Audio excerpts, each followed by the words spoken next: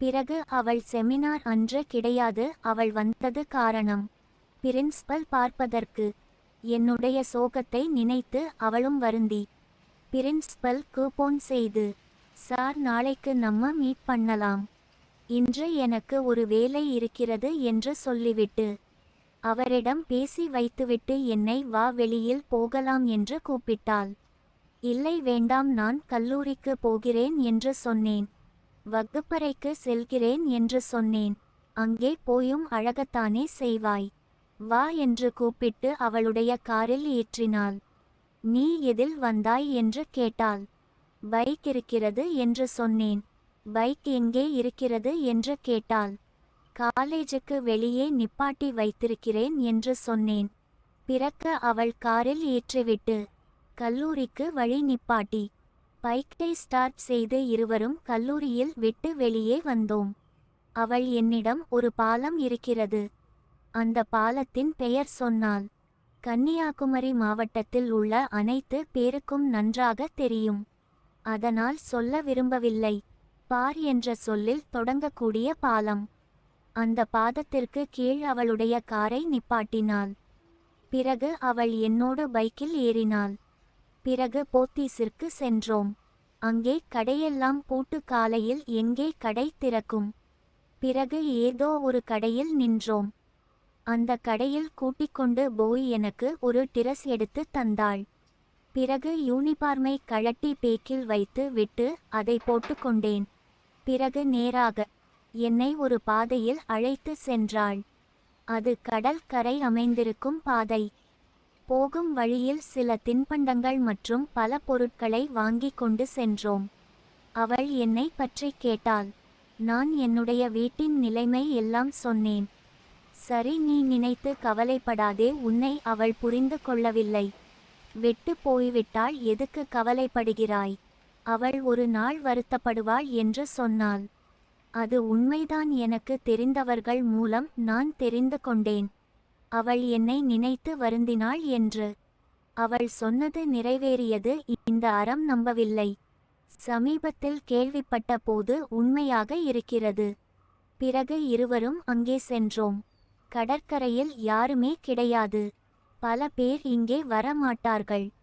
இது ஒரு ஆபத்தான ஏரியா, பெண்களை கூட்டிக்கொண்டு செல்ல முடியாது. ஆனால் நானும் அவளும் வந்திருக்கிறோம்.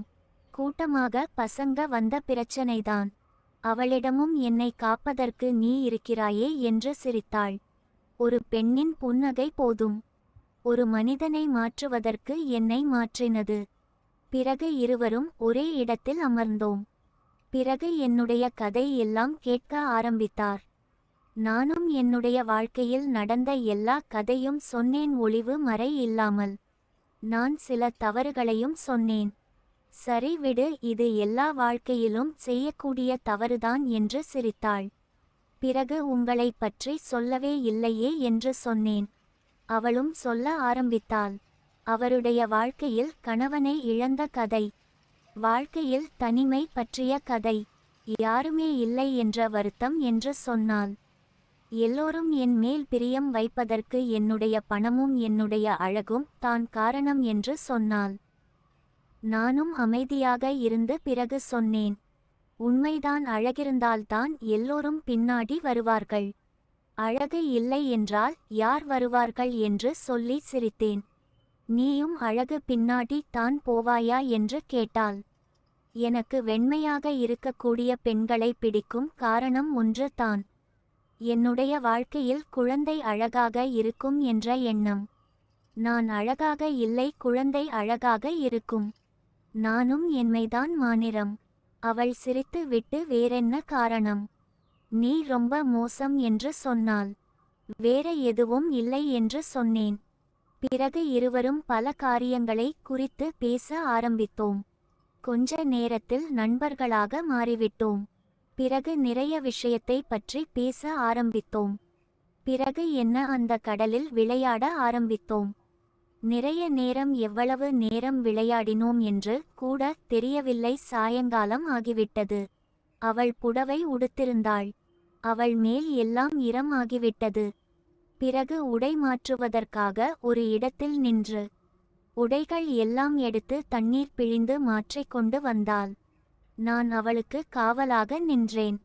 உண்மையில் எட்டி பார்க்கவில்லையடா. அவளுக்கு அந்த குணம் பிடித்திருந்தது. உங்களுக்கு பிடித்து இருக்குமா என்று கூட எனக்கு தெரியவில்லை. பிறகு இருவரும் பேசிக்கொண்டே வீட்டிற்கு சென்றோம். அங்கு எந்த நடிகர்களும் வரவில்லை. சந்தோஷம். பிறகு நான் அவளுடைய வீட்டிற்கு சென்றேன். அவளுடைய வீடு எல்லாம் சுட்டி காட்டினாள். அவள் மட்டும் தான் தனியாக இருக்கிறாள், வீட்டில் யாரும் இல்லை. யாரும் இல்லை வீட்டில் என்று சொன்னாள். நான் வேண்டும் என்றால் தாங்கிக் கொள்ளட்டும் என்று கேட்டேன். அவள் என்ன நினைத்தாள் என்று சத்தியமாக எனக்கு தெரியவில்லை. உடனே சம்மதித்து விட்டாள். சரி தங்கிக் கொள் என்று சொன்னாள். நானும் ஆச்சரியமாக பார்த்தேன். உண்மையில் தங்கிக் கொள், பிரச்சனை இல்லை என்று சொன்னாள். பிறகு என்னுடைய வீட்டிற்கெல்லாம் வந்தாள். என் வீடெல்லாம் பார்த்துவிட்டு சிரித்துவிட்டு அவருடைய வீட்டிற்கு என்னை கொண்டு விட சொன்னாள். நான் கொண்டு விட்டேன். பிறகு என்னை தங்க சொன்னால் நானும் சம்மதித்து கொண்டு தங்கினேன். அந்த நாளில் அவள் உணவு சமைத்தாள். நானும் அவளோடு உதவி செய்தேன். நிறைய பேசினோம், சண்டைகள் போட்டோ. ஒரு நாளில் அவளுக்கு சமையல் உதவி செய்தேன். வீட்டு வேலைகள் எல்லாம் செய்து கொடுத்தேன். பிறகு அவள் என்னிடம் தாம் இன்று என்னோடு சேர்ந்து தூங்கு என்று சொன்னாள். நானும் சம்மதித்து அவளோடு தூங்கப் போகிறேன். அங்கே இருவரும் சண்டை போட்டது மிச்சம். எப்போது தூங்கினோம் என்று கூட தெரியவில்லை, தூங்கிவிட்டோம். காலையில் நான் நன்றாக தூங்கிக் கொண்டிருந்தேன் அவளை பிடித்து கொண்டு. காலையில் எழுந்தவுடன் அவள் என் முகத்தை பார்த்து என்ன நினைத்தாலும் சிரித்து விட்டு நேத்தியில் முத்தமிட்டாள். நான் நன்றாக தூங்கிக் கொண்டிருந்தேன். பிறகு எனக்கு காப்பி போட்டு எடுத்து கொண்டு வந்தாள். நான் எழுந்தாமல் புரண்டு புரண்டு படுத்து கொண்டிருந்தேன். அவள் என் முகத்தில் தண்ணீர் தெளித்து எழுப்பினாள். பிறகு வேறு வழி என்று எழும்பி காப்பி குடித்தேன். பிறகு சாப்பிட்டு முடித்து குளிக்க வேண்டும் என்று முடிவெடுத்து குளிக்கப் போனோம். நான் போவதா நீ போவதா என்று மாறி மாறி சண்டை போட்டுடோம். பிறகு நான் விட்டு கொடுத்தேன். அவளும் குளித்துவிட்டு வந்தாள். நானும் குளித்துவிட்டு கல்லூரிக்கு கிளம்பினேன். கல்லூரியில் அவள் யார் என்று கூட தெரியாமல் நடந்து கொண்டேன். அவளும் அப்படித்தான். இருவரும் பேசி கல்லூரியில் அவளை மிகவும் கௌரவப்படுத்தினார்கள். இது ஒரு லூசு, இதுக்கெல்லாம் ஒரு கௌரவம் என்று மனதுக்கு நினைத்து கொண்டு சிரித்தேன்.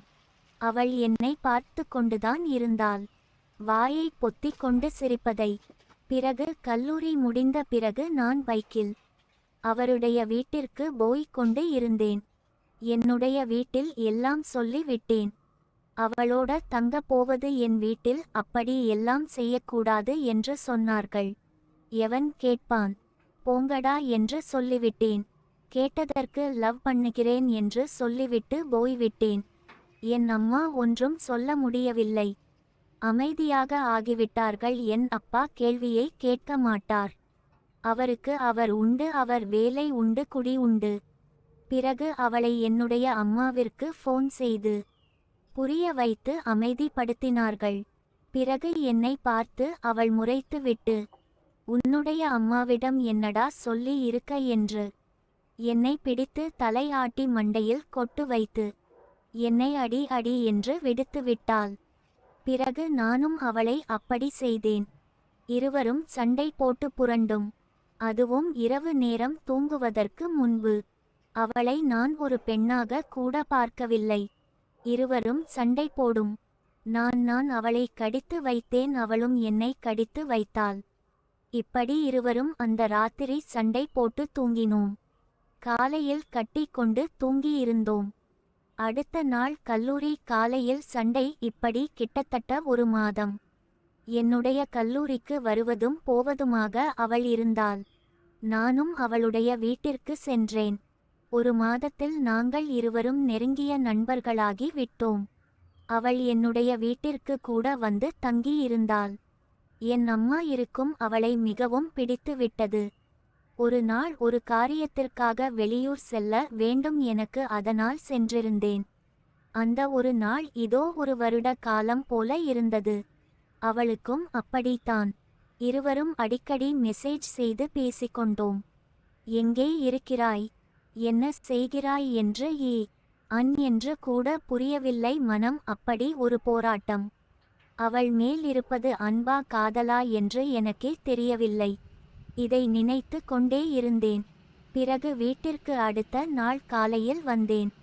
காலையில் வந்ததும் வராதுமாக நேராக சென்று அவருடைய வீட்டிற்கு போனேன். அவருடைய வீட்டினுடைய சாவி என்னிடம் இருக்கும். எப்போதும் அதை வைத்து உடனே திறந்து விட்டு உள்ளே சென்றேன். அவள் பதட்டமாக யார் வருகிறார்கள் என்று பயந்து கொண்டு வெளியே வந்தாள். என்னை பார்த்தவுடன் கட்டி கொண்டான். அழுதுவிட்டால் நானும் அழுது கொண்டேன். இருவரும் கண்ணீர் இணைந்தது தான் மிச்சம். ஏன் என்று கூட தெரியவில்லை, அவ்வளவு அழுகை. பிறகு நான் அவருடைய நெற்றியில் முத்தமிட்டேன்.